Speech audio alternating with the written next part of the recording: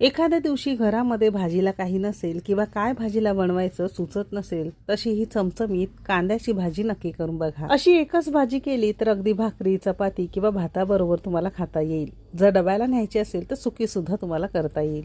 तर रेसिपी नेहमीप्रमाणे भरपूर टिप्ससह तुमच्यासोबत मी शेअर केलेली आहे, म्हणून ती अगदी शेवटपर्यंत नक्की बघा। जर रेसिपी आवडली तर एक लाईक नक्की करा। चला तर मग वेळ न घालवता रेसिपीला सुरुवात करूया। वेगळी कोणती भाजी असो वा नसो, कांदे बटाटे आपल्या प्रत्येकाच्याच घरामध्ये नेहमी उपलब्ध असतात।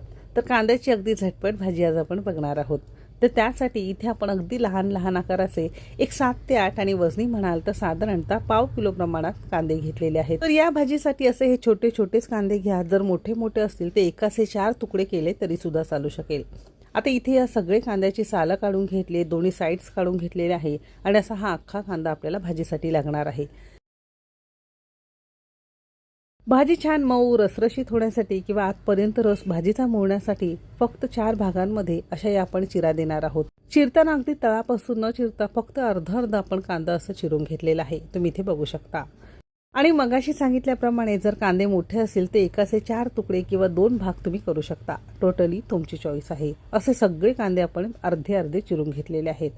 आता गॅसवर आपण एक कढई गरम करून घेतलेली आहे आणि फक्त चमचाभर यामध्ये आपण तेल घेणार आहोत। तेल छान कडकडीत गरम झालं की चिरून घेतलेले कांदे घालणार आहोत।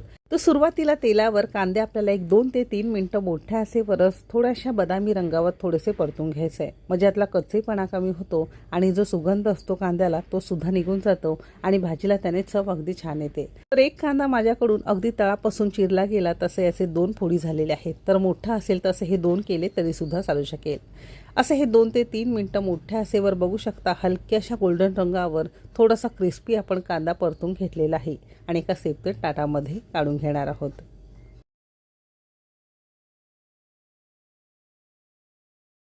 तर कांद्याची भाजीची पूर्वतयारी झालेली आहे। आता सेम कढईमध्ये पळीभर आपण तेल घेणार आहोत। तेल तुम्ही तुमच्या आवश्यकतेनुसार कमी अधिक करू शकता।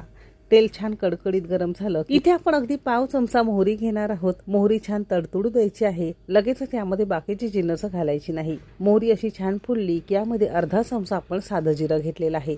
मोहरी जिरं छान फुलायला हवं। आता यामध्ये एक मध्यम आकाराचा कांदा चांगला बारीक चिरून घेतलेला आहे। कांदा आपल्याला साधारणतः मोठ्या असेवर 1 मिनिटभर हलक्याशा गुलाबी रंगावर परतून घ्यायचा आहे। याचा सुद्धा रंग खूप जास्त बदलायचा नाही, कारण बाकीची जिन्नस सुद्धा आपण यामध्येच परतून घेणार आहोत। कांदा गुलाबी झाला की यामध्ये एक चमचाभर आपण इथे ताजं आलं लसूण पेस्ट घेतलेली आहे, म्हणजे साधारणतः 5-6 लसणाच्या पाकळ्या आणि अर्धा इंच आलं खलबत्त्यात ठेचून घातलंय। शक्यतो ताजंच घाला, म्हणजे भाजीला चव अगदी छान येते।